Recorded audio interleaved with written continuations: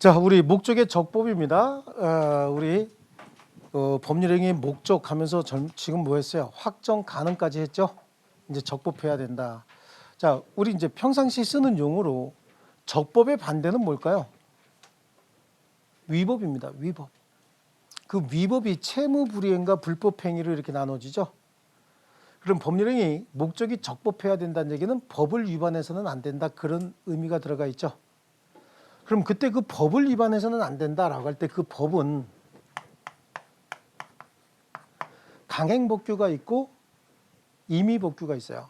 먼저 자, 그냥 우리 뭐 법학을 전문으로 공부하지 않았다라고 하더라도 자, 목적이 적법해야 된다. 그러면 법을 위반해서는 안 된다라고 하는 의미가 있는데 그때 그 법의 종류를 강행법규가 있다, 임의법규가 있다라고 하는 건 지금 처음 듣는다라고 하더라도 두 개 법의 의미가 같을까요? 다를까요? 느낌상 다른 거겠죠. 그럼 강행법규는 이거보다 좀 세 보이는 느낌이 들지 않습니까? 예, 어떻게 세냐라고 하는 겁니다. 세 보이는 게. 강행법규는요, 우리가 법률 행위할 때 반드시 지켜야 되는 거예요. 강행법규입니다. 이 강행법규를 위반하게 되면은 제재가 가해집니다. 법적인 제재. 임의법규라고 하는 거는요, 당사자가 합의하는 과정에서 얼마든지 지키지 말자라고 특약을 해버릴 수 있는 거예요. 특약으로 지키지 말자라고 해서 속된 말로 제껴버릴 수도 있어요. 그럼 이런 느낌 들지 않습니까? 그럼 이거 도대체 왜 존재하는 거냐고. 이거 도대체 왜 존재하는 거예요? 임의법규는요. 임의법규는요, 둘이 어떤 법률행위 하면서 구체적으로 어떻게 하자라고 정하지 않았다는 거예요. 정하지 않았는데 그러면 각자 생각에 따라서 야, 정하지 않았으니까 내 뜻대로 해. 그럼 상대방은 뭐라 그럴까? 내 뜻대로 해. 그럴 거 아니겠습니까? 서로 싸울 때. 그때 서로 간에 합의를 정하지 않았는데 임의법규라도 존재한다. 그럼 그때 이게 적용이 되는 거예요. 특별히 정하지 않았으면 그때 필요한 겁니다. 그럼 임의법규는 존재한다는 걸 우리들이 알고 있어요. 알면서 야, 저거 존재하지만 저렇게 하지 말고 우리 어떻게 하자? 다른 방법을 하자라고 얘기할 수 있는 거예요. 그럼 그 행위가 유효한 거죠. 이걸 법학에서 당사자 합의로 배제할 수 있다 없다라고 얘기하면 이건 당사자 합의로 배제할 수 있다고 하는 거예요, 없다고 하는 거예요. 있다고 하는 거죠. 배제한다는 얘기는 적용하지 말자라고 특약할 수 있다 없다? 있다. 그럼 이거는 반드시 지켜야 된다 그랬죠. 당사자 합의로 배제할 수 있는 겁니까 없는 겁니까? 없는 거죠. 이건 반드시 강행법규가 있으면 둘이 거래하면서 우리 둘이 합의로 이건 적용하지 맙시다라고 할 수 있다고요 없다고요? 없는 거고 이거는 배제해버릴 수 있다. 강행법규, 임의법규 이렇게 나눴어요.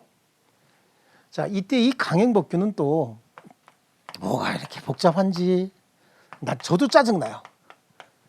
효력규정과 단속규정으로 이렇게 나눠져요. 효력법규, 단속법규 이렇게 얘기해요. 강행법규는 반드시 지켜야 되는 법규라고 했는데 법률행위하는 과정에서 위반했을 때 문제가 되는 거예요. 그러면 반드시 지켜야 된다고 얘기를 했죠. 그런데 법률행위하는 과정에서 강행법규를 위반했다. 그때 강행법규가 효력규정이다라고 하면 이건 무조건 효력이 발생하지 않습니다. 무효로 한다라고 하는 거예요. 그런데 단속규정은요, 행정목적 달성을 위해서 제재만 하는 것이지 효력 자체를 부정할 수는 없는 경우에 해당할 수 있어요. 단속규정은 단속이란 말이 뭐예요? 공무원들이 쫓아다니고 완장 차고 이렇게 하면서 서로 뭐 점검하고 이런다 그런 뜻이죠. 자, 예를 들어서 음식점이 있는데 무허가 음식점이 있대요. 무허가 음식점. 무허가 음식점 가보셨나요? 옆에 분 안 가보셨어요? 모르겠어요? 네, 나한테 묻지 마. 무허가 음식점 안 가본 사람 없을걸요 아마. 떡볶이 안 드셔보셨어요? 떡볶이? 이거 포장마차 같은데 떡볶이 같은 거 안 드셔보셨냐고. 먹어봤죠? 이런 거 다 무허가 음식점에서 파는 거예요. 요즘에 무슨 뭐 노점상 허가를 내네 어째. 노점상 허가했어도 그냥 영업하라고 그냥 해주는 거지. 등록만 해주는 거지. 그게 자체가 영업 허가가 있는 건 아니거든요. 그 노점상에서 떡볶이 먹었다. 그리고 돈 냈다.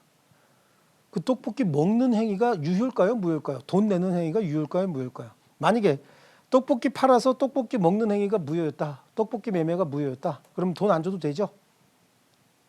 법률행위가 무효면 돈 안 줘도 되지. 대가 지급을 하지 않아도 되죠. 이행자님이 이행할 필요 없는 거거든요. 그럼 떡볶이 먹고 물어봐야지. 아주머니 영업허가 내셨나요? 그러면 아주머니가 딱 정해져 있습니다. 아니 허가 다 내고 세금 다 내고 뭘 먹고 살아요? 이까짓 거 팔면서. 이렇게 얘기하죠. 그럼 뭐래요? 아, 무허가 영업이시군요. 예, 무효니까 저는 돈 안 내겠습니다. 그럼 아주머니가 뭐라 그럴까요? 이행자님은 이행할 필요 없으니까 안 내도 된다. 하지만 이미 이행한 건 부당이득으로 돌려줘야 된다. 그럼 어떡할까요? 바구니 하나 주겠죠? 양동이 하나 줄 겁니다. 꺼내. 그럼 꺼내야 되죠? 꺼내집니까? 아, 더럽다 조금, 그죠? 열심히 노력을 해서 꺼낼 거 좀 꺼냈는데 아줌마가 봤을 때 아직 부족해, 더 꺼내 그러면은 집에 못 갑니다. 그렇죠? 그러니까 이거는 단속 규정 이거 자체는 이미 한 행위, 위반은 했지만 이미 한 행위를 무효로 할 수는 없는 성질의 것들이에요. 무호가 목욕탕 가서 목욕했다는 거예요. 깔끔하게 하고 나왔대요. 근데 나오다 보니까 무호가라고 단속당했네. 그럼 다시 들어가서 몸에 때 바르고 나와야 되겠어? 발라져요? 무호가 미용실 가고 머리 커트하고 나왔는데 무호가라는 거야. 그럼 다시 붙여집니까? 그렇기 때문에 이 행위의 효력 자체는 어떻게 하겠다는 거죠? 유효로 하겠다는 겁니다. 그 대신 하지 말라는 거 했으니까 뭐 하겠다고요? 처벌하겠다라고 하는 거예요. 이게 단속 규정입니다. 그래서 여기는 효력 규정과 단속 규정 요거 가지고 또 괜히 한 번씩 심심치 않게 한번 등장하는 경우가 있습니다.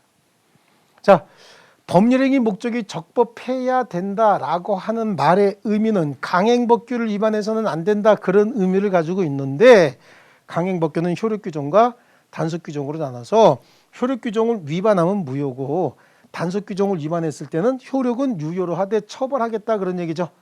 그러면 시험에 나오는 효력규정들이 어떤 것들이 있느냐라고 하는데 효력규정 뭐 반사회적 행위들 정해놓은 그 규정들 가끔가다 있어요. 그 효력규정들. 요거는 단속규정이라고 하는 건 그야말로 행정목적 달성하기 위해서 정해놓은 규정들이에요. 이런 것들을 우리 책으로 한번 확인하겠습니다. 자, 우리 책으로 가겠습니다. 자, 강행법규 거기에 이제 우리 참고적으로 알아야 되는 게 임의법규하고 강행법규 있다라고 하는 1번 말고 2번에 있는 두 번째 줄에 법률행위 목적이 적법하다라고 하는 것은 강행법규에 반하지 않는다라는 의미다라고 돼 있죠. 그럼 뭐 줄칠 거 아니지 않습니까? 이건 한번 들으면 안 잊어버리는 건 그런 거잖아요. 그 밑에 강행법규 오면 배고조는 크게 의미는 없어요. 밑에 강행법규와 임의법규를 잘 설명한 게 그 참고에 있는 내용이에요. 참고에 있는 내용도 한번 들어보실게요. 자, 어떤 규정이 강행 규정인 경우에 당사자는 이에 반하는 특약을 맺어서 그 적용을 배제할 수 있다고 해야 돼, 없다고 해야 돼? 없다고 해야 되죠. 반드시 지켜야 됩니다. 따라서 강행법규, 강행 규정과 다른 내용의 특약은 무효다. 어떤 규정이 임의 규정인 경우에 당사자는 이에 반하는 특약을 맺어서 그 적용을 배제할 수 있다. 따라서 임의 규정과 다른 내용의 특약은 뭐다? 유효다. 자, 넘겨보시고요. 민법상 강행 규정에 해당하는 그래서 우리 민법상 능력에 관한 규정은 다 강행 규정이라고 그랬죠. 권리 능력, 행위 능력, 그다음에 법인의 권리 능력 이런 것도 다 강행 규정이에요. 자, 그다음에 거기 3번에 보시면 경제적 약자 보호 규정, 거래 안전 보호 규정, 가족관계 기본 질서 유지에 관련된 규정들은 다 강행 규정을 해야 되겠죠. 여러분이 딱 보셔도 이거는 당연히 지켜야 되는 규정이다라고 하는 느낌이 되십니까? 에이, 이 정도는 위반해도 되겠어? 라고 하는 거 3번하고 4번에는 없죠. 3번하고 4번에는. 그럼 여기서 우리가 봐야 될 건 3번하고 4번이 나오면 틀릴 일은 없지. 그럼 1번하고 2번에 권리능력, 행위능력, 법인제도 이것들은 다 강행규정. 소멸시효에 관한 규정도 이제 강행규정인데 이제 편면적 강행규정이라고 해서 뒤에서 배울 거예요. 하지만 권리능력, 행위능력, 법인제도다라고 하는 건 이미 다 배운 내용 아닙니까? 이것들 다 강행규정으로 하고요. 물권법 규정 있죠? 물권법. 물권 법정주의에 의해서 물권법 규정이 강행 규정이다. 뒤쪽에서 한번 배울 겁니다. 다음 과정에서 이쪽에 다시 한번 오면 크게 무리 없이 받아들일 거야. 3번, 4번 같은 경우는 뭔가 느낌이 안 좋은 거 있습니까? 없습니까? 지금? 없죠? 이런 정도는 쉽게 받아들일 수 있는 내용이죠. 자, 그러면 강행 규정의 유형, 단속법규, 단속규정과 효력법규, 효력규정으로 나눠지는데 효력규정이에요. 자, 출치입니다. 효력규정은 행정상 단속도 당연히 하겠지만 그에 위반하는 사실상의 사법상의 법률행위의 효력을 무효로 한다. 아시겠습니까? 그거 하고요. 그럼 효력 규정에 니은하고 디귿 그다음에 비읍을 한번 줄칠 거예요. 니은 토지거래 허가 구역 내에 토지에 대한 투기적 거래를 방지하기 위한 토지거래 허가 규정이죠. 토지거래 허가 구역 내에서 토지를 거래할 때는 관할 관청의 허가를 받아야 돼요. 그 허가를 받도록 한 이유는 토지에 대한 투기적 거래를 방지하고 토지 소유에 관한 어떤 그 왜곡적인 현상을 막기 위해서 그러는 거죠. 근데 허가 없이 매매 계약을 체결했다. 그럼 그 허가 없이 체결한 매매 계약은 무효입니다. 무조건 무효입니다. 그다음에 디귿의 공인중개사법상 중개수수료 제한 규정의 한도액을 초과하는 수수료 급부 약정은 초과 부분은 무효다라고 하는 거 있잖아요. 이제 우리 아파트 같은 거 매매할 때 중개사한테 중개수수료 내죠. 그죠? 임대차 할 때도 수수료 이렇게 주잖아요. 그 중개수수료는 최고 한도 어디까지 받아라라고 딱 정해져 있어요, 법으로. 그리고 그건 또 지방자치단체 조례, 지방자치단체마다 조금씩 금액이 다르긴 해요. 하여튼 정해져는 있는 거예요. 정해져 있는데 보통 이제 저희들이 금매물 같은 거 이렇게 금매물 내놓으면서 빨리 좀 팔아주세요라고 얘기한다고. 그러면서 뭔가 조금 더 분발하라는 차원에서 중개수수료의 상한 규정이 100만 원인데 이거 언제까지 팔아드리면 제가 100만 원 더 해서 200만 원 드리겠습니다 라고 얘기를 하죠. 그럼 원래는 최대 얼마까지만 받아야 되는데요. 100만 원까지. 근데 얼마 주겠다고 했어요? 200만 원 주겠다고 했죠. 이게 만약에 임의 규정이고 단속 규정이다라고 하면 200만 원은 유효가 돼야 되잖아요. 그러면. 근데 이게 강행 규정이에요. 강행 규정이면서 효력 규정이니까 뭐죠? 초과된 부분은 무효인 거예요. 임의 규정이면 법에 100만 원이라고 정해져 있어도 조금 더 분발하도록 하기 위해서 100만 원 더 주기로 한 거 유효라고 얘기했죠.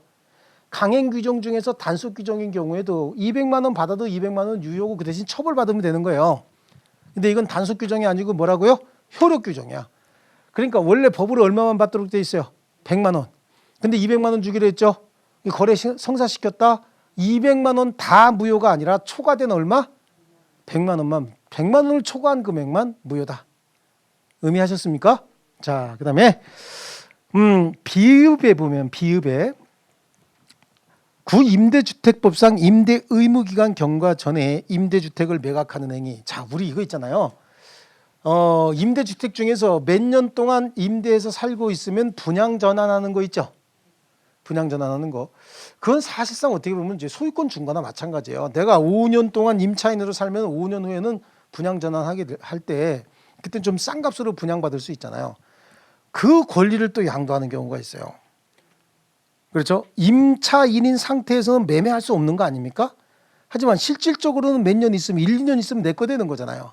그 지위를 1, 2년 있다 팔면 좀 비싸죠. 그러니까 1, 2년 전에 사는 사람 입장에서 좀 싸게 살 수 있거든요. 요거 매매하는 행위. 근데 기본적으로 보세요. 임차인이 목적물을 점유해서 사용하고 있다. 자기 겁니까? 자기 게 아닌데 매매할 수 있어요, 없어요? 없죠. 그러니까 그건 무효란 얘기예요. 이해하셨습니까? 매매하려면 뭐가 있어야 돼? 처분 능력, 처분 권한이 있어야 되잖아요. 매매 계약해서 소유권 이전까지 해주려면 사실상 소유권을 넘기는 거라고 얘기했죠. 그렇지 않습니까? 네, 그래서 이게 처음에 왜 문제가 됐냐면 어차피 임차권 주는 거 아니냐, 사용수익권, 임차권, 채권 양도하는 거 아니냐라고 했는데 실질적인 소유권을 양도하는 거하고 똑같이 본 거예요. 그래서 이걸 뭘로 본다? 무효로 본다. 그리고 거래 안전 심하게 해칠 수 있죠, 이거. 이런 거 거래 안전 심하게 해칠 수 있다. 그래서 니은, 디귿, 비읍 정도 보시고요. 밑에 가면 단속 규정 있죠. 단속 규정은 행정 목적 달성하기 위해서 일정한 행위를 제한 또는 금지해서 위반한 행위 처벌은 하지만 사법상 효력까지 무효로 하지는 않는다. 그 밑에 있는 기억에 무허가, 무신고, 무검사 영업을 금지하는 규정, 이거는 그냥 참고적으로 보는 거야. 미용실에 무허가 미용실에서 머리 잘랐다. 다시 안 붙습니다. 무허가 목욕장 가갖고 목욕하고 나왔다. 아이고 때 다시 못 발. 더럽다 그거 아침부터 그죠? 다시 못 바르죠? 예. 무허가 음식점에서 음식 먹었다. 돈 내고 나와야 돼요. 잘못하면 아줌마한테 걸려갖고 집에 못 가는 수가 있어. 계속. 그렇다 그랬죠? 예, 그런 것보다는 오른쪽 페이지 보면은 중간 생략 등기를 금지하는 부동산 등기 특별조치법 규정이다라고 하는데 중간 생략 등기라고 하는 거는요. 갑이 을에게 부동산을 하나 팔아요. 얘한테 이렇게 팔아요. 매매 계약을 체결했습니다. 돈 다 줬어요. 돈 다 줬으면 매매 대금이 다 완납됐다. 그리고 이 매매 계약이 유효란 얘기예요. 유효. 에듀윌 유료 회원만의 남다른 서비스.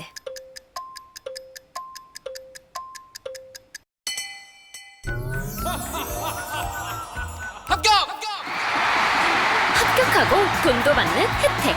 오직 에듀윌 유료 회원에게만. 에듀윌. 무료 합격!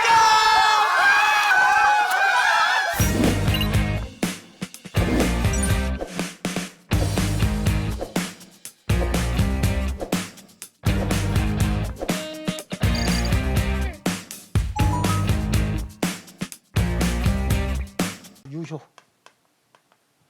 유효면 계약이 유효니까 얘는 권리를 취득할 수 있는 자예요, 없는 자예요? 계약이 유효라고. 유효. 그럼 이 약정한 매매다 그럼 소유권 취득할 수 있는 자고, 지상권 설정이다 그럼 지상권 취득할 수 있는 자죠. 그 매매 계약했다고 보자고. 그 매매 계약했으면 얘는 소유권 취득할 수 있는 자격을 갖춘 자죠. 얘는 권리를 취득할 수 있는 자예요. 이자가 지 이름으로 소유권 이전 등기하고 제3자에게 다시 양도하면 가장 정상적인 거래거든요. 근데 이자가 자기 이름으로 소유권 이전 등기하지 않고 이 권리를 다시 양도한 거야. 그래서 이 양도 계약을 또 여기 양도하기로 하는 계약을 체결했어요. 이 양도 계약도 유효다. 타인 물건 매매할 수 있어요, 없어요? 타인 물건 매매 유효라고 했잖아요. 처분행위만 무효죠. 그러니까 지금 지 물건이야 아니면 갑 물건이야? 아직 갑 물건이죠. 하지만 권리를 취득할 수 있는 지위는 있었잖아요. 그 상태에서 얘한테 양도했다. 그럼 얘도 권리 취득한 거 아닙니까? 의뢰 권리 승계받은 거잖아요. 그럼 이제 등기를 순차적으로 했으면 좋겠는데 이렇게 안 하고 직접 등기했다는 거야. 그래서 등기를 받았다는 거죠. 그럼 실체 권리 관계하고 등기 관계가 일치하네. 어찌됐든 간에 실체 권리 관계와 등기 관계 일치하죠. 그럼 이 등기 자체는 무효로 보지 않겠다는 거예요. 등기는 유효로 하되 이런 행위 하지 말라고, 이거 탈세 목적으로 주로 하니까 그 대신 이건 어떻게 하겠다는 거죠? 처벌하겠다라고 하는 거예요. 그래서 이걸 단속 규정으로 보는 거예요. 하나 더 예를 들어 볼게요. 예를 들어서 이제 이거 한번 볼게요. 갑이 소유자거든요. 근데 을에게 팔았다는 거예요. 을이 소유권 취득했습니다. 이렇게 지워지겠죠. 그리고 을이 병에게 팔았습니다. 병에게. 이렇게 지워지죠. 등기부상 현재 소유자 누구죠? 병입니다. 맞습니까? 이것들은 지워진 무효 등기들 아닙니까? 지워진 등기들. 그러면 이렇게 넘어간 거 한번 볼게요. 똑같은 거래였어요. 갑이 소유자죠. 두 번째, 을이 없고 바로 병으로 들어왔죠. 병이 소유자 이렇게 돼 있습니다. 저기 있는 등기 현재 소유자 누구라고 돼 있어요? 여기 현재 소유자 누구라고 돼 있어요? 병. 여기는 현재 소유자 누구라고 돼 있어요? 같아요, 달라요? 같죠? 다를 건 없죠? 뭐가 다른 거야? 중간에 과정이 하나 빠졌잖아. 중간이 생략된 등기잖아, 이거는. 그럼 이 중간이 생략된 등기는 우리 사회 용어에서 뭐라고 불렀어요? 미등기 전매에. 을이 등기하지 않고 전매했죠? 이 미등기 전매, 이거 왜 하는 거예요? 탈세 목적으로 하는 거거든요. 등기 자체를 무효로 하진 않겠다는 거예요. 그 대신 뭐 한다고요? 처벌한다. 왜 등기 자체를 무효로 할 필요가 없죠? 이거 유효잖아, 지금. 이것도 유효죠? 실제로 얘가 산 거예요, 산 거. 실체 권리자 이름으로 등기돼 있잖아요, 지금. 그러니까 이걸 자체를 무효로 보지는 않겠다라고 하는 거고요. 주택법상 국민주택 전매금지 규정이라고 하는 게 있잖아요. 우리 주택법상 지금 그 주택법 맞구나. 주택법상 국민주택이라고 하는 거 있죠. 국민주택 같은 거. 뭐 국민주택 기금이라고 하는데 국민주택 기금이 아니라 뭐죠? 주택도시기금이죠. 최근에는 주택도시기금에 자금 지원을 받아서, 이거 제가 2차 시험 볼 때 시험 나왔는데 떠올리는 게 국민주택기금이더라고. 그래서 국민주택기금 썼더니 주택도시기금으로 바뀌었대, 용어가. 그래서 틀렸어요, 2차 시험 볼 때. 자, 그래서 국민주택 전매, 국민주택을 분양받은 자는요, 일정 기간 동안 국민주택을 임의로 처분하지 못하도록 돼 있어요. 근데 그걸 처분했다는 거죠. 국민주택을 분양받은 자 있잖아요. 분양받은 자. 그 물건 누구 거죠? 분양받은 사람은? 자기 거죠. 자기 거를 지금 제3자에게 처분했죠. 소유자가 소유물 처분했다. 이거 무효로 보지 않겠다는 얘기예요. 그 대신 처음부터 국민주택을 분양할 때 분양 조건에 언제까지는 처분하지 못한다라고는 분양 조건을 붙여놨잖아요. 지금 갑이 있고 갑으로부터 을이 국민주택을 분양받았는데 을이 제3자 병에게 다시 양도했다 그런 얘기예요. 근데 여기에 몇 년간 5년간 처분하지 못한다라고 하는 규정이 있는데 3년 만에 처분을 했다. 그럼 자기 소유권을 양도한 거니까 이 양도행위 자체를 무효로 보진 않겠다는 거예요. 이거 양도행위 자체를. 그 대신 여기 계약 조건 위반했죠. 계약 조건 위반했으니까 갑이 혹시 매매 계약을 해제한다든지 취소하게 되면 이 조건에 의해서 취소하게 되면 대항할 수 없다는 거지 둘 사이의 매매 계약의 효력 자체를 무효로 보진 않겠다는 거죠. 만약에 갑이 이걸 회수해버리죠. 그럼 계약의 내용에 따라서 회수하게 되면 여기도 자격을 잃게 되는 거예요. 아시겠습니까? 그런 거지 둘 사이의 계약 자체를 무효로 보지는 않겠다라고 하는 겁니다. 이게 임대주택하고는 다르잖아. 임차인은 자기 게 아니니까 처분행위 못하는 거잖아요. 그렇죠? 근데 여기는 자기 거죠, 자기 거. 그러니까 처분행위 자체를 무효로 보진 않대. 대신 분양자가 계약 위반을 이유로 목적물을 회수하겠다라고 하면 거기에 여기 대항할 수 없다는 얘기죠. 그때는 줘야 되는 거죠. 그게 그거 아닙니까? 예, 통상적으로는 그게 그거지만 법학적으로 따질 때는 이게 다른 거다. 아시겠습니까? 자, 그다음에 나오는 게 이제 탈법행위예요. 이 강행 규정을 위반하는 행위는 효력 규정과 단속 규정 이렇게 둘로 나눠 놓습니다. 아시겠죠? 예, 그리고 줄쳐드린 거 좀 잘 체크하시고요. 그다음에 탈법행위인데 이 탈법행위는 강행 규정을 위반한 거 맞아요. 맞는데 강행 규정을 정면으로 위반한 게 아니라 우회적으로 간접적으로 위반한 걸 탈법행위다 이렇게 얘기를 합니다. 아시겠죠? 그럼 탈법행위는 유효로 해야 되느냐 무효로 해야 되느냐. 자, 다시 탈법행위는 강행규정 위반한 거예요 안 한 거예요? 한 거죠. 근데 겉으로 봐서는 위반한 것처럼 보여 안 보여요? 안 보여요. 근데 내부를 들여다보니까 실질적으로는 위반했더란 얘기예요. 그러니까 그 행위는 무효로 해야 되잖아요. 강행규정에 정해진 내용을 위반했다. 그럼 뭘로 해야 된다? 무효로 해야 된다. 근데 모든 탈법행위를 다 무효로 하진 않아요. 유효인 탈법행위도 있긴 있더라라고 하는 거죠. 자, 뭐냐? 자, 그럼 무효부터 한번 볼게요. 무효인 탈법행위는 국유재산을 관리하는 담당 공무원이 있어요. 국유재산을 관리하는 담당 공무원. 자, 이 토지를 관리하고 있다고. 이렇게 국유 토지를 이만큼 관리하고 있어요. 여기는 물론 이제 사유지도 조금씩 있어요. 사유지도 있고 이 국유지가 일반 용지로서 자유롭게 처분할 수 있는 땅도 있지만 행정 목적의 행정 용지들도 있어요. 기타 보존 자산들도 있고. 이게 보존 자산이다. 이거는 행정 용지다. 여기는 행정 용지다. 이거는 일반 용지니까 자유롭게 처분할 수 있고 요거는 또 사유지다. 이렇게 되는 거죠. 이 국유재산 관리하는 담당 공무원이 지금 갑이라는 거야. 근데 갑이 어느 날 갑자기 상부로부터 이거 행정용지 일반 용지로 바꿔. 이거 일반 용지로 용도 변경. 이것도 일반 용지로 용도 변경. 이라고 하고 있다는 거예요. 그럼 이 업무를 가장 먼저 접하는 애가 얘죠. 여러분이 갑이다라고 하면 어떤 느낌이 드세요? 왜 임의로 처분할 수 없는 땅이 임의로 처분할 수 있는 땅으로 바꿔놓을까요? 그럼 다시 한번 행정용지로서 임의로 처분할 수 없는 땅이 비쌀까요? 아니면 자유롭게 처분할 수 있는 땅이 비쌀까요? 자유롭게 처분할 수 있는 땅이 비싸지 않겠습니까?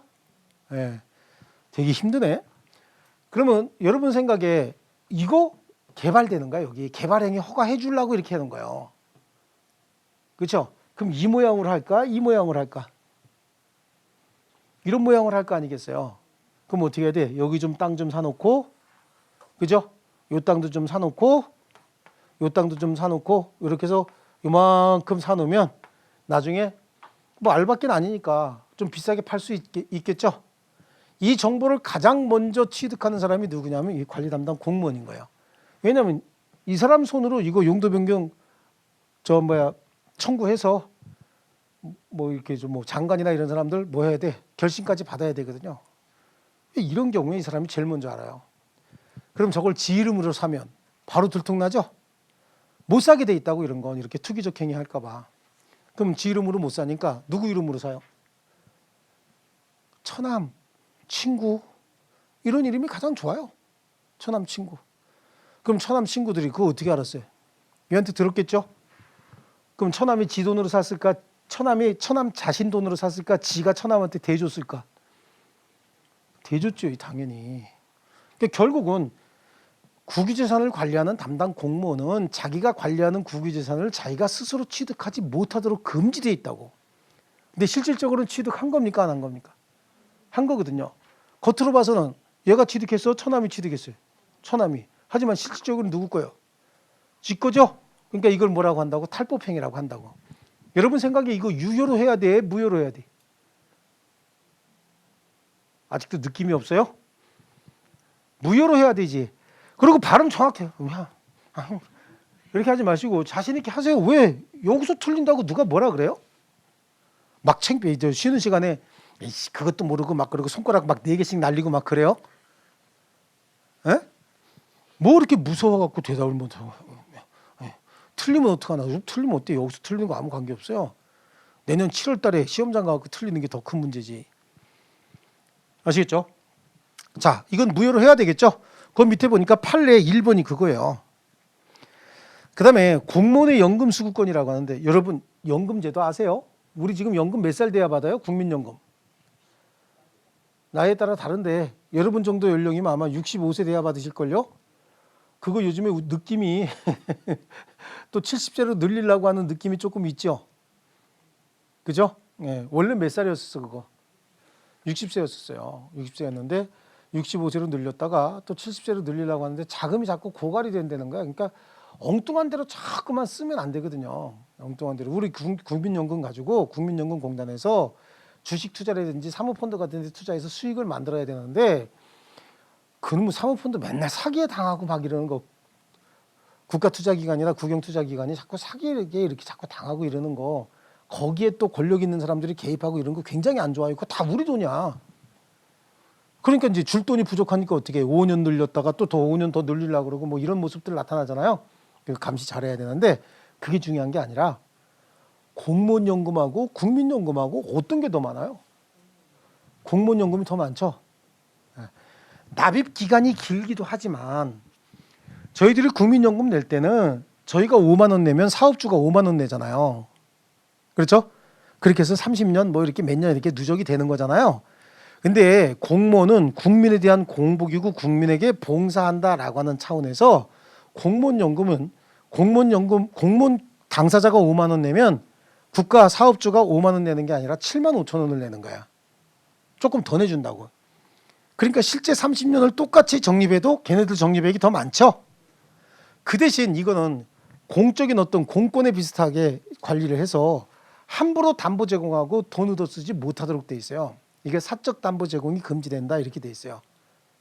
아시겠죠? 일종의 공공재하고 비슷한 성격을 부여합니다. 약간 비슷하게 성격을 부여해요. 공공재는 아니래도요. 그러니까 사적 담보 제공이 금지돼 있는데 이거 사적 담보 제공하는 거야. 어떻게 제공하냐면 공무원이 사채업자한테 돈을 빌렸으면서 자기 연금, 퇴직 공무원이 연금 증서를 갖다 줘요. 연금 받는 통장 있잖아요. 도장 비밀번호 갖다 주고 돈 빌려 쓴다고. 그러면 공무원연금관리공단에서는 그 공무원 개인 통장으로 매월 연금 넣어주잖아요. 넣어주면 공무원이 찾아 쓰는 거야? 사채업자가 찾아 쓰는 거야? 사채업자가 찾아 쓰는 거야. 사채업자에게 갖다 주고 돈 빌려 썼으니까. 그럼 실질적으로 연금이 누구에게 지급되고 있는 거야? 사채업자한테 담보 제공해서 사채업자가 꺼내 쓰고 있죠. 이거는 겉으로 봐서는 공무원이 꺼내 쓰는 것 같죠. 공무원 개인 예금 통장으로 들어가니까. 근데 실질적으로는 누가 받고 있어요? 사채업자들이 받고 있다고. 이런 건 겉으로 봐서는 위반한 것 같지 않잖아요. 근데 실질적으로는 위반했죠. 이건 무효로 해야 될까? 유효로 해야 될까? 이런 거 하지 못하도록 돼 있는 거예요. 그래서 조금 더 주면서 조금 제한을 하는 겁니다. 이해하셨습니까? 그게 이제 공무원의 연금 수취권이에요. 수급권. 자, 그다음에 세 번째 동산의 양도담보인데 원래 동산을 담보로 제공할 때는 질권을 설정해야 되는 게 질권. 아시겠어요? 질권은 쉽게 얘기하면 전당포에 물건 맡기고 돈 얻어 쓰는 거 있죠? 이게 질권의 가장 기초적인 형태인 거야. 전당포에 물건 갖다 주는 게요. 이 질권을 설정하도록 되어 있고 물권법 규정은 강행 규정인데 그러면 시계는 질권 설정할 수 있죠.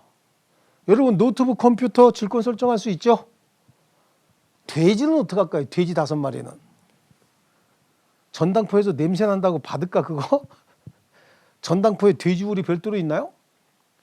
그것도 뭐 그렇다고 알고 그러면 닭 500마리는 어떻게 할까요? 닭 500마리. 사실 수강료가 꽤 부담이 돼서 와이프한테 눈치가 많이 보였어요. 근데 에듀윌 유료 회원은 합격하면 환급해 준다고 하니까 의지가 더 불타더라고요. 받아야겠다. 꼭 받아야겠다. 그래서 환급 받으셨나요? 네, 와이프가 엄청 좋아하더라고요.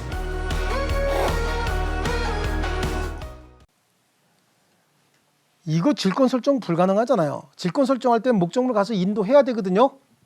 근데 질권 설정이 불가능해요. 그럼 이건 어떻게 담보를 맺겠느냐? 양도 담보라는 걸 해요. 양도 담보는 자 목적물을 가서 인도하고 돈을 빌려오는 게 아니라 목적물은 내가 가지고 있겠다는 거야. 지금 내가 가지고 있고 돈을 빌려 쓰고 변제하기로 한 날 내가 채무를 변제하지 못하면 소유권을 너에게 주겠다야. 원래 동산 같은 경우는 담보권 설정할 때 목적물 인도해서 갖다 줘야 된다면서요. 시계 담보 매길 때 시계 줄 거 아니야. 노트북도 갖다 주고서 돈 얻어 쓰는 거 아닙니까? 근데 돼지우리가 없으니까 돼지는 내가 키우는 거야. 인도하지 않아도 된다고요. 닭 500마리도 내가 그냥 다 키우면서 인도하지 않아도 된다. 그럼 이거 물권법 규정 위반이잖아요. 하지만 이건 우리 과거서부터 동산의 양도담보 같은 건 관습법상 제도죠. 그렇지 않습니까? 그래서 이거는 비록 강행 규정을 위반을 했지만 무효로 보지 않겠다는 거예요. 동산의 양도담보 같은 겁니다. 아시겠죠? 자, 그럼 거기 들면 탈법행위 3개 공부했죠? 이거 이상 나오지도 않아요. 탈법행위 제일 먼저 국유재산 관리 담당 공무원 나왔죠? 무효, 유효. 무효. 그다음에 공무원의 연금 수급권 무효. 그렇죠? 사적 담보 제공한 건 무효. 그다음에 동산의 양도 담보 유효. 이렇게 나가줘야 됩니다. 아시겠습니까? 자, 그다음에 넘겨 보시면 이제 목적의 사회적 타당성 이런 게 나오네요. 자, 우리 지금 법률행위 목적은 확정, 가능, 적법까지 봤죠? 적법. 그다음에 나오는 게 법률행위 목적이 강행 규정을 위반하지 않았다라고 하더라도 즉 강행 규정을 위반하지 않았다는 얘기는 강행 규정이 존재하지 않기 때문에 위반 여부를 따져볼 수 없다라고 하더라도 사회 구성원들로부터 동의를 받아야 되는 거예요. 사회 구성원들에게 손가락질 받는 행위, 에이 왜 저렇게 하지? 라고 하는 행위들 있잖아요. 이런 것들은 반사회적 행위로서 효력을 부여할 수 없다는 거예요. 여러분 혹시 여성분들이 많으셔갖고 도박빚은 안 갚아도 된다라고 하는 거 들어보신 적 있나요? 또 뭐 그쪽 분야에 조금 이렇게 관여하고 계신가요? 도박빚은 안 갚아도 된다라고 하는 거 들어보셨죠? 도박빚을 안 갚아도 된다고 어느 법에도 안 나와 있어요. 하지만 도박장에서 도박을 하기 위해서 돈을 빌린다든지 도박을 하는 과정에서 채무를 짓는 행위, 이거는 반사회적 행위거든요. 도박하는 행위는요. 그럼 그 행위는 무효야. 빌려준 것도 무효, 갚기로 한 약정도 싹 다 무효입니다. 그러니까 안 갚아도 되는 거예요. 전에 제가 이렇게 길을 가는데 초등학생인가 봐요. 초등학교 한 5학년, 6학년쯤 된 애들인 것 같아. 여학생 2명하고 남학생 1명하고 이렇게 가는데 여학생 하나가 남학생한테 자 뭐래죠? 여학생 하나 남학생한테 그래요. 야, 너 지난번에 수학여행 가갖고 나한테 빚진 거 왜 안 갚아? 그러니까 남학생이 그러더라고요. 우리 아빠가 그러는데 노름하다가 빚진 건 안 갚아도 되는데 고스톱 치다가 빚진 거는. 그러니까 여자애가 그런 법이 어디 있어? 빨리 내놔. 그랬더니 또 옆에 있는 여학생이 그래 그런 법이 어디 있어? 네 맘대로냐? 빨리 내놔. 그러니까 분명히 우리 아빠가 그거 안 갚아도 된다고 했는데 라고 얘기하더라고요. 그래서 제가 뒤에 쫓아가다 알려줬어요. 그게 103조다. 걔가 103조 뭔지 알까요? 우리 민법 103조에 뭐라고 되어 있냐면 선량한 풍속, 기타 사회질서 위반을 내용으로 하는 법률행위는 무효다. 이걸 반사회적 행위라고 해요. 무슨 행위요? 반사회적 행위. 반사회 질서의 법률 행위. 이런 행위는 목적의 타당성을 잃은 행위이기 때문에 무효로 보는 거예요. 아시겠죠? 선량한 풍속 기타 사회질서 위반을 내용으로 하는 법률 행위는 무효다라고 103조에 나와 있죠. 그래서 103조를 뭐라고 얘기하냐면 선풍기 질서, 선량한 풍속, 기타 사회 질서를 위반하게 되면 위반 행위는 뭐가 된다? 무효가 된다. 선량한 풍속, 기타 사회 질서 위반하게 되면 그 위반 행위는 무효가 되는데 여기에 104조 선량한 풍속, 기타 사회 질서를 위반한 행위는 무효가 된다라고 하는데 104조에는 또 뭐라고 되어 있냐면 당사자의 궁박, 경솔 또는 무경험을 원인으로 하여 현저하게 공정을 잃은 법률 행위는 무효로 한다. 그래서 불공정한 법률 행위라고 얘기를 해요. 이 개념은 뭐냐면 한 사람이 글자도 잘 몰라요. 또는 한 사람이 경제적으로 너무 궁박한 거야. 아니면 한 사람이 경제적으로, 정신적으로 너무 어려운 상황에 처해 있는 거죠. 그랬으면 우리가 옆에서 그 사람을 도와줘야 돼. 그 사람 그걸 이용해서 폭리를 취해야 돼요. 도와줘야 되겠죠. 근데 그걸 이용해서 폭리를 취했다. 그럼 어차피 둘이 거래하다가 한쪽이 경제적으로 좀 힘들면 유리한 사람이 이익을 많이 취하려고 하는 건 당연한 건데 너무 급박한 사정을 이용까지 해먹었다. 그럼 여러분 느낌이 어떻게? 좋은 사람 같아? 나쁜 사람 같아? 나쁜 사람 같죠? 그러니까 거기다 대고 우리는 손가락질 하는 거 아니냐고요. 그걸 이제 폭리행위라고 얘기를 해요. 그래서 폭리행위의 요건도 좀 어렵게는 해놓긴 해놨는데 그래서 그걸 불공정한 법률 행위다 이렇게 얘기를 해요. 이 불공정한 법률 행위도 무효로 하겠다고 합니다. 이 불공정한 법률 행위는요. 선량한 풍속 기타 사회 질서를 위반한 행위의 예시 규정인 거죠. 하나의 예시인 거야. 그러면 벤 다이어그램 같은 걸로 포함 관계를 한번 정해놓자라고 하면 103조의 범위가 이 정도가 된다라고 하면 104조의 범위는 103조의 하나의 예시 규정이다 그런 얘기잖아요. 이 말 속에는 104조를 위반하지는 않았다. 그럼 104조 위반하지 않았다는 얘기는 이 안에는 포함되지 않는다 그런 얘기잖아요. 하지만 103조에 위반돼서 무효가 될 수는 있다 그런 의미예요. 하나의 예시 규정이란 말이에요. 물론 이럴 수는 있죠. 104조도 위반하지 않고 103조도 위반하지 않았다. 그럼 유효가 될 수는 있겠지만 104조 불공정한 법률 행위는 아닐지라도 103조 위반돼서 무효가 될 수는 있다. 이렇게 얘기하는 거 예시 규정이란 말도 이렇게 복잡하게 해요. 아시겠죠? 이게 무효다라고 하는 거야. 둘 다 무효인데 그러면 무효인 법률 관계만 봤을 때 이행하기 전이라는 거야. 무효인데 이행 전이에요. 그러면 이행할 필요 있어요? 없어요? 계약의 내용대로 무효니까 매매계약 체결했는데 매매계약이 무효예요. 그럼 매도인 소유권 이전 등기해 줄 필요 있습니까? 매수인 돈 줄 필요 있어요? 없죠. 그게 이행 전이면 이행할 필요 없다는 거예요. 그런데 이미 이행이 됐대네요. 이행 후에는 아예 안 줄 걸 줬네 그러면 안 줄 걸 줬으니까 이행 후에는 그럼 어떻게 해야 될까? 그거 돌려받아야 되죠. 근데 스스로 안 돌려주면 부당이득이라고 해서 부당이득 반환 청구할 수 있다라고 하는 거야. 이거는 무효만 봤을 때 이래요. 근데 여기서 얘기하는 불공정한 법률 행위로서 무효다, 선량한 풍속 기타 사회 질서, 즉 반사회적 행위로서 무효다라고 할 때는 이행 전이면 이행할 필요 없다. 이거는 돼. 하지만 이미 이행한 경우에 부당이득 반환 청구할 수 있다. 이거는 적용되지 않는 거예요. 왜냐하면 이렇게 반사회적 행위로서 무효인 경우에 그에 따른 급부가 있다. 혹시 급부. 이행 전이면 이행할 필요 없는데 이미 이행한 부분이 있다. 그거는 불법 원인 급여라고 봐요. 그 불법 원인 급여다라고 하는 건 우리 746조에 나와 있어요.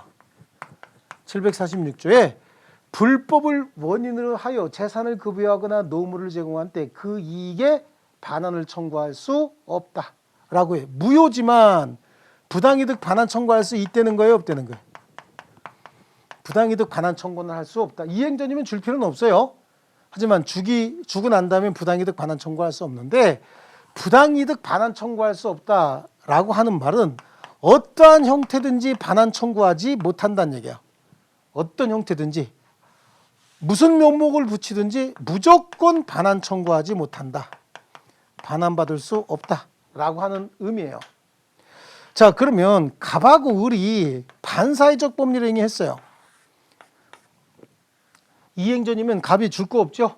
안 줘도 되죠? 근데 이미 이행이 된 부분이 있네. 이런 걸 줬네. 그러면 을이 갑한테 돌려줄 의무 있어요, 없어요, 이거? 반사회적 법률 행위했다고. 아, 여기 있는 거 보세요, 여기. 지금 설명 잘 듣고 있죠? 책에 자꾸 집중하면 설명 놓치면 굉장히 힘들어요. 다시 한번. 자, 반사회적 법률 행위 했으면 무효라고 했잖아요, 무효. 이행전이면 이행할 필요 없죠. 근데 이미 이행한 경우에는 그냥 무효가 아니라 반사회적 행위로서 무효인 경우에 이거 적용이 된다면서요. 그러면 이미 이행한 부분 반환 청구할 수 있어요, 없어요? 없어요. 둘이 반사회적 행위를 해서 갑이 뭔가 이행한 부분이 있다고, 급부한 부분이 있어요. 이거 돌려달라고 할 수 있습니까, 없습니까? 없죠. 그럼 돌려달라고 할 수 없으면 이건 누구 거예요? 을 거죠, 을. 을 거니까 을이 제3자 병에게 이걸 다시 팔았다. 그래서 병이 소유권 이전 등기를 했다. 근데 병은 이 물건이 반사회적 행위를 통해서 취득한 물건이라는 걸 잘 알아요. 그래도 이 물건 누구 소유라 그랬어요? 을 소유. 을이 이뻐서 을 소유를 하는 게 아니라 이렇게 사회질서 위반한 행위를 하게 되면 뭔가 불이익을 줘야 되잖아요. 그러니까 서로 간에 부당이득 반환 청구하지 못하게 하고, 그렇다고 한다면 급부물은 확정적으로 급여받은 자에게 귀속이 되죠. 그러니까 얘는 다시 제3자에게 처분할 수도 있다는 얘기예요. 그럼 이건 유연한 얘기죠. 그럼 여기다가 병이 이게 반사회적 행위를 받은 물건이다라고 하는 거 알고 있었다가 나올까, 몰랐다가 나올까? 알고 있었지만 소유권 취득한다, 이렇게 나오는 겁니다. 자, 그래서 103조 선량한 풍속 기타 사실질서 위반한 사항을 내용으로 하는 법률 행위는 무효로 하고, 104조의 당사자의 궁박, 경솔 또는 무경험으로 인하여 현저하게 공정을 잃은 법률 행위도 무효로 한다. 746조 불법을 원인으로 하여 재산을 급여하거나 노무를 제공한 때 그 이익의 반환을 청구하지 못한다. 그러나 불법의 원인이 수익자에게만 있는 때는 그러하지 아니하다. 그래서 요거 지금 다 설명을 한 거죠. 이거는 그냥 무효로만 봤을 때 그런 거고, 반사회적 행위로서 무효인 경우에는 부당이득 반환 청구하지 못하는 겁니다. 이행 전이면 안 줘도 돼요. 하지만 이미 이행된 부분은 부당이득 반환 청구할 수 있다, 없다? 없다. 왜요? 746조가 적용이 되거든요. 이해하셨습니까? 진짜? 이해했어요? 예, 좋아요. 그러면 밑에 서술 103조의 기능. 103조의 기능에 2번은 그냥 한번 보시면 돼요. 그냥 읽어보시고 줄까지는 안 쳐도 돼요. 그래서 법률행위가 강행법규에 위반하지 않아도 선량한 풍속 기타 사실질서에 위반한 경우에는 무효로 한다. 왜? 강행법규가 없으면 위반할 수도 없는 거 아닙니까? 근데 선풍기 질서에 반하면 무효가 된다라고 하는 거고, 103조의 의의다라고 하는 거, 103조는 선량한 풍속 기타 사실질서의 범위를 어떻게 볼 것이냐. 그리고 이걸 제왕적 규정이다라고도 얘기해요. 그리고 백지 규정이다라고 얘기하는데, 여러분 머릿속에 생각에 어떤 게 반사회적 행위예요? 어떤 게 반사회적 행위? 선량한 풍속 기타 사회질서를 위반한 겁니까? 선량한 풍속은 뭐고 기타 사회질서는 뭘까요? 조선시대 때 선량한 풍속과 지금 선량한 풍속이 같아요, 달라요? 기타 사회질서도 다를 수 있죠. 그러니까 이 법조문 하나 만들어 놓으면 수천 년이 지나도 이건 다 써먹을 수 있는 규정이에요. 그리고 상황에 따라서 어저께는 이게 선량한 풍속이었지만 오늘은 선량한 풍속이 아닐 수도 있다, 그런 얘기잖아요. 그래서 우리 왜 법이라는 게 코에 걸면 코골이고 귀에 걸면 귀걸이 이렇게 얘기하죠. 이런 것 때문에 그래요. 이게. 이 조항 때문에 그런 겁니다. 그래서 이걸 제왕적 규정이다라고 얘기를 해요. 자, 그다음에 그 밑에 동그라미 3번에 103조에 의하여 무효로 되는 반사회적 행위 기역, 니은, 디귿, 리을이 있거든요. 자, 줄칠 건 아니고요. 반사회적 행위의 개념 정리에 도움이 되는 지문들인 거예요. 그래서 법률행위 목적인 권리 의무의 내용이 선량한 풍속 기타 사회질서에 위반되는 경우 들어가고, 권리 의무 내용 자체가 예를 들어서 첩계약을 체결했다. 첩관계를 유지해야 될 의무 있어요, 없어요? 없죠. 첩관계 체결했으니까 내가 첩관계로서 난 한쪽 당사자 첩으로서 나는 당신에게 뭔가 의무를 요구한다, 이럴 수 없는 거예요. 상대방도 의무적으로 뭐 첫 관계 유지할 필요가 없습니다. 아시겠습니까? 자, 그다음에 내용 자체는 반사회적인 것이 아니라도 법률적으로 이를 너무 강제하거나 이런 겁니다. 자, 이런 게 예를 들어서 여러분 결혼할 때 혼인신고하죠? 혼인신고 뭐라고 합니까? 부부가 됐다고 혼인신고하죠? 그럼 그 전에 결혼식 할 때는 어때요? 결혼식 할 때는 혼인서약을 하죠? 혼인서약. 혼인신고할 때 혼인서약서 갖다 붙여요? 안 붙여요? 안 붙이죠? 혼인했다는 증거자료만 붙이잖아요. 그럼 그 혼인서약은 도대체 어디다 쓰는 거예요? 혼인서약. 둘 사이의 계약인 거야, 이것도. 계약이에요. 뭐라고? 신랑 신부는 검은 머리 팥불이 되도록 죽음이 서로를 갈라놓을 때까지 서로 아끼고 사랑하며 함께 하겠느냐 그랬죠? 기억나세요? 기억도 안 나지 뭘 그거. 안 했어요? 했을걸? 그 혼인 서약문 어디 있어요?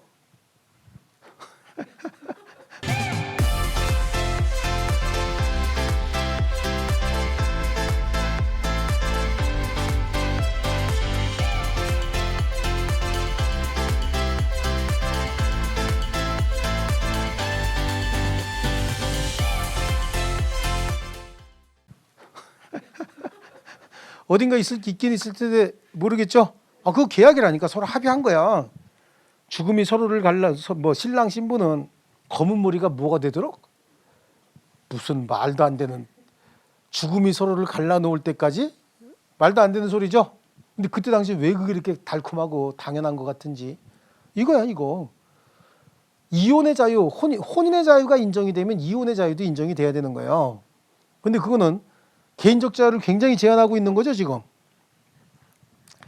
그 다음에 법률행위에 반사의 질서적인 조건 또는 금전적 대가가 결부됨에 따라서 반사의 질서적인 성질을 띠게 되는 경우 그렇습니다. 자, 예를 들어서 재판에서 사실대로 증언하기로 해서 사실대로 가서 증언해 주는데 증언의 대가로 교통비라든지 아니면 일실손해, 하루 일 못한 손해 있죠?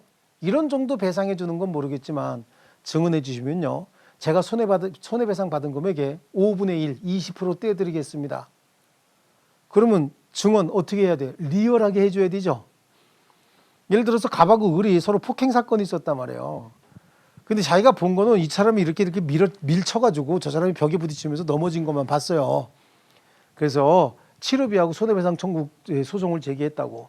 그걸 이제 제가 봤어요. 봤는데 피해자 측에서 와서 증언 잘해 주시면 받는 손해배상 금액에 20%를 드리겠다는 거야. 그럼 제가 가서 이제 증언합니다. 뭐라고 해요? 판사가 본대로 설명해 주세요라고 하면 내가 본대로 설명해야 되죠. 이분이 이렇게 밀어갖고 벽에 부딪히면서 넘어졌습니다. 라고 얘기해야 돼.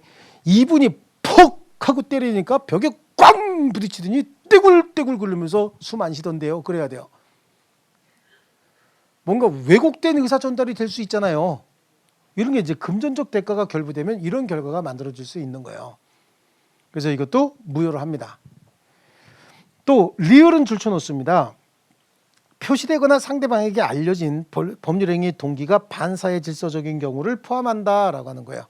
그럼 제가 아까 이런 설명을 했어요. 친구야, 돈 좀 빌려줘. 뭐 했을 건데 그냥 좀 빌려줘. 빌려가서 뭐 했다고? 노름했다 그랬죠? 그 빌려준 돈 받을 수 있어요, 없어요? 있어요.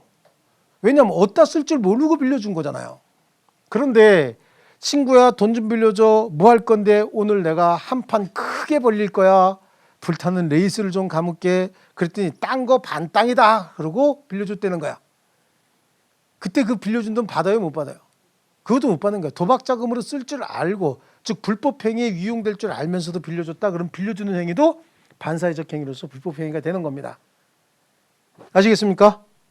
예, 그래서 리을을 좀 줄쳐 놓으시고요. 자, 오른쪽 페이지부터 보면은 103조의 구체적인 유형화 이렇게 나옵니다. 정의관념에 반하는 행위 쭉 읽어보시면 돼요. 여기 보면은 범죄 기타 부정행위를 권하거나 이에 가담하는 게 이거 줄칠 거 아니에요. 그거 줄쳐야 되겠어? 범죄로 유인한다든지 범죄 가담하기로 하는 계약, 필로폰 밀수하기로 계약, 이거 무효일까요? 유효일까요? 볼 것도 없습니다. 경매 입찰은 공정하게 해야 돼요? 담합해서 해야 돼요? 공정하게 해야 되죠? 그 뭐 줄칠 거 아니잖아요. 이거 읽어보면. 여기 있는 내용들은요. 특별히 심각하게 읽을 필요가 없어요. 딱 읽어봐서 아 이거 뭐 왜 이따구 짓을 했지? 그럼 그거는 그냥 반사회적 행위인 거예요. 느낌에. 근데 이거 읽어봐도 나는 이게 왜 도대체 반사회적 행위인지 모르겠다 라고 하면 아직도 민법을 공부하실 때가 안 된 거고, 그러려면 미리 기초학습이 있어야 돼요. 그 기초학습은 제가 교재를 하나 설명드릴 테니까 그걸 사서 일주일이면 볼 수 있어요. 초2 슬생, 초등학교 2학년 슬기로운 생활이 있어요. 그거 읽어보고 타당하면 그때 다시 읽어보시면 그때 이해가 될 거예요. 아, 경매 입찰에 있어서 담합하는 행위가 무효가 돼야 돼? 유효가 돼야 돼? 유효가 돼야 돼요? 무효가 돼야 돼요? 공무원에게 뇌물 주고 청탁하는 행위는 어때요? 장려할 만합니까? 안 돼요? 남들이 하는 건 안 돼도 내가 필요하면 해야 되는 거예요? 네. 자, 좋습니다. 그 다음에 5번 보세요. 5번. 야, 저 5번 같은 건 이제 공부하는 거예요. 5번. 민사소송에 대한 변호사의 성공보수 약정은 무효입니다. 민사소송은요. 아, 무효를 할 수 없다. 참 유효입니다. 유효. 민사소송이라 그랬죠? 민사소송은 유효예요. 근데 형사소송의 경우에는 무효로 합니다. 자, 왜 그러냐면 민사소송에 변호사가 열심히 해서 승소했다는 거야. 그럼 손해배상 많이 받죠? 그러니까 그중에 일정 부분 띄워주는 건 유효라고 보는 거예요. 근데 형사소송에서 구속된 피의자를 불구속으로 빼준다 그러면 갑자기 불구속으로 나오는 순간 돈 생깁니까? 그건 아니고, 또 그건 변호사 노력에 의해서 될 수 있는 것도 아니잖아요. 판사가 결정하는 거 아닙니까? 그럼 변호사가 장담한다는 얘기는 판사하고 뭔가 블랙 커넥션이 있다 그런 얘기죠. 그래서 이거는 반사회적 행위로서 무효로 합니다. 그런데 실제 현장에서 지금 있어요, 없어요? 100% 하고 있죠. 근데 이걸 왜 이분들은 모를까요? 우리는 아는데. 그리고 대한민국이 이 정보 왜곡이 어느 정도 심하냐면 일반인들은 잘 아는 정보를 사정기관, 권력기관, 국회, 청와대 이런 데서는 모르는 내용이 많아요. 일반인은 아는데 그런 데서는 모르는 것들이 있죠. 어떤 때 발표하는 거 보면 그러잖아요. 뭐 이제 똑같아 다. 현재 정부 얘기하는 거 아니에요. 다 똑같아. 마치 몰랐던 것처럼 새삼스러운 얘기 이렇게 하고 그러잖아. 그런 일이 있었어 그러잖아요. 네. 그런 것 때문에 그래요. 한국은 일반인들의 정보 능력이 대한민국 국가정보기관의 정보 능력보다 훨씬 뛰어난 게 많죠. 그래서 지금 우리 대법원에서는 형사사건의 성공보수약정, 형사사건에서 구속 피의자를 불구속으로 빼준다, 구속 적부심을 신청을 해서 불구속으로 빼준다, 이런 거 대가로 몇백만 원씩 받아요. 300에서 500만 원씩 받고 있거든요. 그거 무효라고 합니다. 근데 100% 행해지고 있죠, 실제로는. 예. 그 다음에 이중매매, 네, 그건 뒤에서 보기로 하고요. 그 1번하고 2번 판례만 좀 비교해. 나머지는 읽어보면 그냥 자동적으로 알아요. 1번에 수사기관의 참고인으로 자신이 잘 알지 못하는 내용에 대해서 무슨 진술한다고요? 허위 진술하고 돈 받기로 했대. 이거 큰일이죠. 이거 굉장히 큰 문제가 생기는 겁니다. 유효일까요? 무효일까요? 무효가 돼야 되는데, 두 번째는요, 증언해주는 대가로 용인될 수 있을 정도까지만 받아야지 그 한도를 초과했대요. 아까처럼 교통비 정도, 일시 손해 정도 주는 게 아니라 어떻게 준다고요? 받은 돈의 20% 주겠다, 이런 거 있잖아요. 이런 것들은 금전적 대가가 결비돼서 무효인 반사회적 행위에 해당한다. 자, 그 밑에 있는 내용, 자, 책 안 보고도 우리 제 얼굴 쳐다보세요. 한 사람이 너무 우월한 지위를 이용해서 자기는 폭리를 얻고 상대방에게 너무 많은 손해를 준다. 우월한 지위를 이용해서. 이런 게 뭡니까 이거? 유효일까요? 무효일까요? 너무나 자기가 우월한 지위, 직장에서 우월한 지위나 어떤 뭐 사회적으로 우월한 지위를 이용을 해서 자기는 이익을 많이 얻고 상대방에게 손해를 크게 주는 행위가 유효일까 무효일까? 무효일까요? 예. 여기에도 왜 눈빛이 확신이 없냐? 아시겠죠? 그거 뭐 6번 같은 거 보세요. 공무원에게 청탁을 하고 공무원에게 특별한 청탁을 했대요. 그리고 돈 얼마 주기로 한 약정, 유효일까요? 무효일까요? 무효겠죠? 그런 사건인, 그런 것들인 거예요. 넘겨보세요. 그 다음에 인륜에 반하는 행위가 나오죠. 인륜에 반하는 행위. 그것도 다 읽어보면 모를 거 하나도 없어. 처가 부와 동거하지 않을 것을 내용을 하는 약정 있죠. 이게 뭐야? 처, 부인이, 누구? 남편하고 동거하지 말자라고 하는 약정이에요. 이거 만화에나 나오는 거 아닙니까? 뭐예요 이게 뭐 하자는 거야 지금? 요즘에 유행하는 말이 있죠. 졸혼? 이혼이면 이혼이지 무슨 졸혼이야 더럽게. 그렇지 않습니까? 이제 실증 났으니까 그만 살자 그건가요? 이런 거야. 졸혼이 뭐야? 서로 부부는 유지하지만 같이 사는 것도 같이 안 살고 각자 프리하게 다른 남자 다른 여자 만나면서 살자 그런 거 아닙니까? 반사회적 행위 무효예요. 더러운 짓 하자는 얘기야. 자, 그다음에요. 거기 4번에 보시면 자녀를 출산해 줄 것을 약정하는 대리모 계약 있죠? 거기 4번 좀 줄쳐놓을게요. 대리모 계약 무효고요. 5번에 첩계약과 관련된 건 뭐든지 다 무효예요. 첩계약과 유사한 계약도 싹 다 무효입니다. 자, 저한테 지금 막 굉장히 항의하신 분 있어요. 첩계약 가지고. 근데 우리 시험에 첩계약은 굉장히 디테일하게 많이 나옵니다. 아시겠죠? 예, 그 무조건 무효다라고 하는 거고. 밑에 개인적 자유를 심하게 제한한다. 거기에 동그라미 3번에 어떠한 일이 있어도 이혼하지 않겠다라고 하는 각서 있죠? 이게 뭐라 그랬어? 혼인서약이라고 그랬잖아요. 그건 무효고요. 개인의 경제활동의 자유, 영업의 자유나 기타 거래활동을 극도로 제한하는 행위 있죠. 이것도 무효로 한다. 그러나 정당한 범위 내에서 경업을 금지하는 계약은 무효로 볼 수 있다고 3번, 4번, 5번 다 체크할 건데 4번은 지금 뭘 얘기하는 거냐면 어떤 회사에서 직원을 채용을 해요. 직원 채용해서 10년, 15년 정도 영업 업무를 시켜요. 그랬다가 이 사람이 그만두겠다라고 하면 바로 그만두고 자기가 여태까지 15년 동안 했던 영업의 노하우를 살려서 거래선 다 뺏어갈 수도 있죠. 그러니까 이런 경우에는 어떻게 한다고요? 업종 경쟁 얘기하는 거야. 경업 금지 특약을 집어넣는데 경업 금지가 평생 동안 경업을 못한다라고 하면 그건 무효고 퇴직 후 3년 내지 5년 동안 못한다 그럼 그건 유효로 보겠다는 거예요. 경업 제한이요. 아시겠죠? 자, 그 다음에 부정행위 용서받는 대가로 자신의 부동산을 처에게 증여하되 부부관계가 유지되는 동안은 처가 임의로 처분할 수 없다는 약정도 무효라 볼 수 없다라고 하는데요. 자, 남편이 부정행위하다가 걸렸어요. 그러니까 부인이 이혼하자라고 요구를 하니까 이혼당하기 싫으니까 내가 반성하는 차원에서 내 모든 부동산을 당신에게 주겠다. 매매한 거야? 반성 차원에서 준 거야? 반성 차원에서 줬다고요. 그럼 그건 왜 줬을까? 가족관계, 부부관계 또 가족을 원만하게 지키기 위해 했던 거 아닙니까? 편안하게 살고? 그래요. 그러면서 거기다가 주기는 주되 부부관계가 유지되는 동안은 임의로 처분할 수 없다라고 특약을 붙였대요. 그 말은 반대 해석하면 이혼하고 난 다음에 처분해라 그런 얘기 아닙니까? 그 특약이 유효일까 무효일까 이런 문제가 되는데 그건 유효로 보겠다는 겁니다. 처음부터 부동산을 증여한 목적이 뭡니까? 가족관계 편안하게 유지하기 위한 거죠. 그리고 가족을 유지하기 위해서 부동산을 준 거예요. 그렇지 않습니까? 그러니까 가족관계가 유지되는 동안은 처분할 수 없다라고 약정을 붙일 수 있다는 얘기입니다. 그럼 가족관계가 유지가 안 되면 그때 처분해라 그런 얘기예요. 예.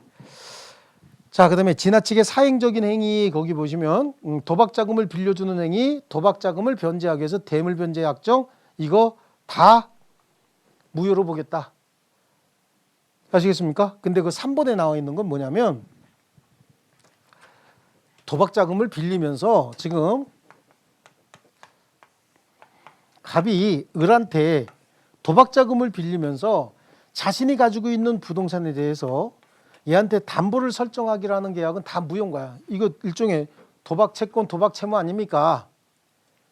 그렇죠? 이거는 다 무효인데 도박 채권자한테 이 부동산 처분의 대리권을 수여합니다. 대리권을 수여하니까 대리인 자격으로 을이 갑을 대신해서 을이 팔러 왔습니다라고 계약을 체결했고 상대방 병은 을이 도박 채권자라는 사실을 모르고 거래했다는 거예요. 그럼 이 행위는 유효가 돼야 돼요. 왜냐하면 병을 보호해야 되거든요. 유효로 한다는 얘기는 이 대리권도 유효로 보겠다는 얘기거든요. 여기서 을이 갑에게 도박 자금을 빌려주는 행위 무효입니다. 또 갑이 을에게 담보 제공하는 행위까지 무효인 거예요. 그런데 갑이 을에게 이 부동산의 처분의 대리권을 수여하는 행위까지 무효로 한다면 혹시 무효로 한다면 매수인 병 입장에서 봤을 때 매도인 갑이 아니라 대리인이 물건을 팔러 왔다. 그럼 제일 먼저 뭐부터 물어봐야 돼요? 도박 채권자 아니냐고 물어봐야 되죠. 혹시 그럴 수도 있으니까. 그렇다고 한다면 도박 채권자인 경우와 도박 채권자가 아닌 경우로 나눠서 거래를 해야 되는데 이거 너무 복잡하다는 얘기예요. 그러니까 거래 안전을 보호하기 위해서 비록 도박 채권자지만 대리권을 수여받아서 대리인으로 처분하는 행위를 상대방이 몰랐다면 이 거래는 유효가 돼야 이 사람 보호될 거 아닙니까? 그러니까 이걸 유효로 하기 위해서는 대리권을 수여하는 행위까지 무효로 보지는 않겠다. 그럼 대리권을 수여하는 행위는 뭘로 보겠다는 얘기죠? 유효로 보겠다. 그래서 그 3번 체크해 두시면 되는 거예요. 이해하셨습니까? 자, 그다음에 동기의 불법 나오죠. 동기의 불법. 동기의 불법은 제가 아까 얘기를 했어요. 동기는 머릿속에 있는 꿍꿍이거든요. 동기 자체만 가지고 불법이 될 수는 없어요. 하지만 그 동기가 바깥으로 표출됐을 때 그래서 상대방이 알고 있거나 또는 상대방이 알 수 있었을 상황이었다는 거죠.